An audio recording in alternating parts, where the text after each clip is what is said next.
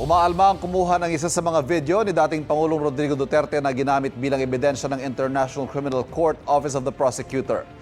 Yan ang video ng panonood ni Nooy Davao City Mayor Duterte ng pamamaril ng umano'y miyembro ng Davao Death Squad sa tatlong magnanakaw sa Agdao Market sa lungsod noong December 2013. Sabi ni trial lawyer Julian Nichols ng ICC prosecution team, pinanood daw ni Duterte ang CCTV video ng krimen ilang linggo matapos itong mangyari.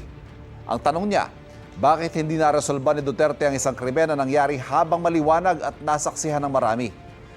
Sabi ni Ben Jason Tesiorna, siya ang kumuha ng video habang pinanonood ni Duterte ang CCTV footage. Hindi raw humingi ng pahintulot sa kanya ang prosecution team na gagamitin nila ang video o lalagyan ito ng subtitles.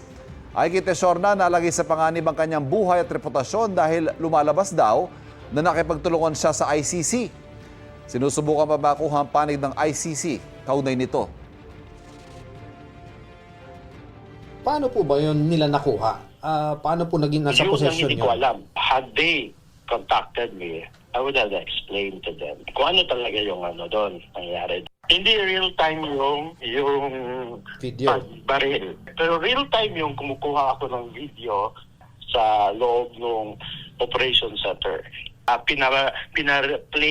Playback niya yung video na yon. Ang gusto ni Tesiorna, maglabas ang public apology si Nichols at tanggalin sa ICC records ang naturang video. Nagpanotaryo si Tesiorna ng affidavit kay Attorney Leo Delgra kaugnay niyan.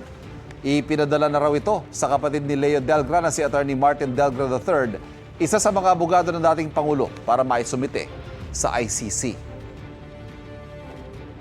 Kapuso, huwag magpapahuli sa latest news and updates. Mag-iuna ka sa balita at mag-subscribe sa YouTube channel ng GMA Integrated News.